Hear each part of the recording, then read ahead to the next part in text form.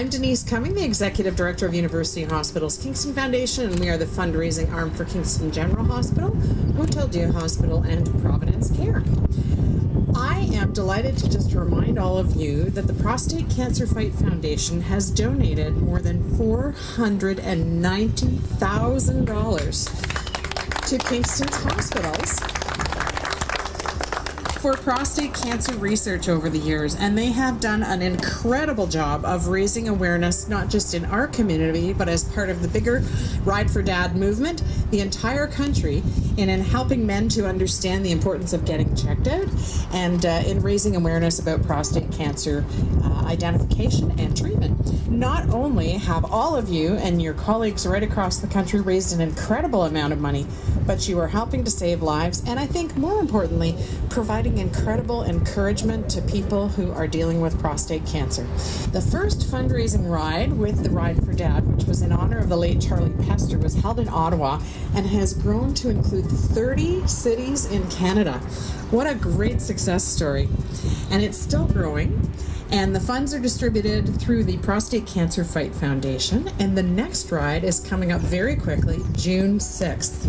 The mission of the Telus Motorcycle Ride for Dad is to raise funds to save men's lives by supporting prostate cancer research and raising public awareness of this disease. That is what our mission is. And our goal is for men to continue to be there for their families and friends for years to come.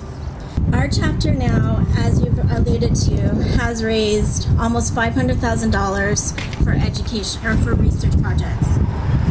This is an astonishing amount, and we're very lucky to live in an area that is so generous. Approximately 90% of our funds are raised directly by our participants. This speaks to the passion of those who support us every year, rain or shine or sleet or hail or snow, because we've had it all. So our people are passionate about this, as are we as a committee. With 1 in 7 men being diagnosed, we need only look around and do the math. I am but one person representing a large committee. We work hard all year round, and this is our one-day event, but this process starts as soon as we're done. 365 days a year, we work to provide an exciting day for our riders to come and participate. My mom, Marion, she's the reason why I'm here, because she became involved many, many years ago when we lost my grandfather, her father, to prostate cancer. So she heard about this and started, and because at that point I didn't know about Ride for Dad, and she was like, I don't know how to work a computer, I need you to come over and help me. And so I would go over and type stuff out for her and help her with speeches, and here I am 7 years later. So I am driven because I support and the passion to get the word out, because it may have, if my grandfather had known earlier, things may have worked out differently for him. I just want to tell everyone here how honored I am to be here and to be a recipient of these very precious research dollars. The fact that they're raised locally is just amazing. So many thanks to Trina and her team, Sharon, no name, etc. And of course the folks at UHKF. So the research that's going to be funded is basic research. I'm a lab scientist, and it concerns a molecule that's known as prostaglandin E2, or PGE2 as we call it. PGE2 is known to stimulate the development and growth of prostate cancer, and also to affect the response to chemotherapy. Previous research efforts have focused on trying to block the production of PGE2, and the approach that we're planning to take is to, rather than blocking the production of PGE2, we're planning to try to block the export of PGE2 from the normal cells where it's made, and then it goes into the circulation and stimulates the prostate tumor cells. So we don't think that it's bad to block the production, but we think it's also, we think that it might be good to try to block both the production and the export of this PGE2 and make a particular impact on the growth of cancer and perhaps make a change in how it responds to chemotherapy. So I hope that sounds exciting to you because it's a very exciting initiative, I think, in my lab that just wouldn't be possible without these funds. It is kind of a pilot study, but if we get promising results in the laboratory, I think we're based, which is of course in the Cancer Institute here at Queen's, in the Cancer Biology and Genetics Division. We're in a perfect environment to try and take the results, as we hope we will be, to take it into a more clinically relevant setting. That's my 2 cents worth. Thank you very much again, Trina, and to all your team, and best wishes for the ride on June 6th, and all your efforts are just extraordinary. Thank you.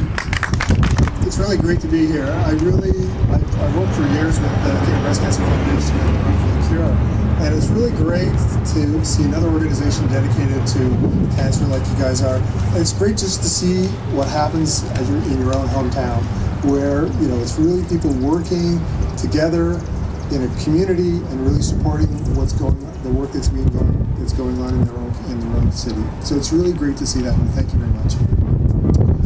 I am mostly known as a breast cancer researcher, so it's good now to be able to do something for the guys as well. So hopefully I'll be able to make a difference there. The work that we're doing isn't so fundamental. We're actually sort of coming up from the fundamental to try and actually apply it, some of the work we've done, to prostate cancer. It shows you how even supporting just cancer research in general actually pays a lot of dividends, because the work that we're doing really came out of the research that we're doing in breast cancer. But it turns out it's also significant for breast cancer, for prostate cancer as well. So really that fundamental research has allowed us to make the transition to other cancers and say, okay, can we take the knowledge that we're developing in one area and apply it elsewhere? Hopefully even the work that we'll do in prostate cancer will allow us to ask similar questions and find new things in other cancers as well. So when you support prostate cancer research, you're supporting all cancer research, and I think that's very important to really realize that, and because it really does feed forward to a lot of other things. We need a steady stream of smart new people with great ideas to come into cancer research and prostate cancer research and revolutionize it, as you just heard. And that's where your efforts have been really a huge success. So through the money you've raised for prostate cancer research, we've been able to form, through the foundation as well, an incubator that has allowed 10 different researchers to follow their new ideas and launch them. And so this has been critical for both young people starting their research career, people like me who moved from another country and needed to restart our research, and people like Chris, Mueller and Susan, who have most of their experience in other kinds of cancer, and this is a new venture for them too. So these 10 different projects have addressed prostate cancer from every different angle, from how it impacts mental health, how we need to educate patients about their choices, to new tools for diagnosis and treatment. So I think I just want to say I'm really proud of all the work you do and grateful for it, and I think it's really made a terrific impact. Thanks very much. I guess first of all is always to say thank you, and I mean it most sincerely. I've very much enjoyed my association with this group of volunteers who do the Ride for Dad. I even rode in Ski's sidecar one year in the Ride for Dad, and enjoyed it very much.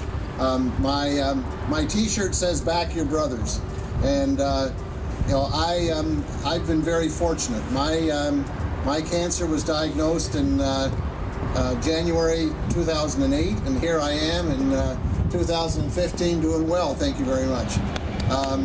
I've had surgery, first of all, and oops, that didn't get it.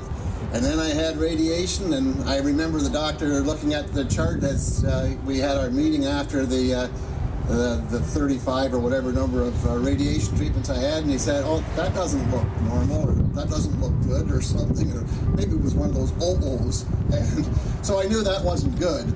And then you know, I'm on hormone treatment now that that seems to be working quite well. My PSA will go up, and then I'll get on another course of treatment, and it knocks it down, and I'm good to go for another little while, and at some point it'll come up again, and at some point, who knows, maybe this won't work. But in the meantime, I'm living a life, and that's hugely important for my family.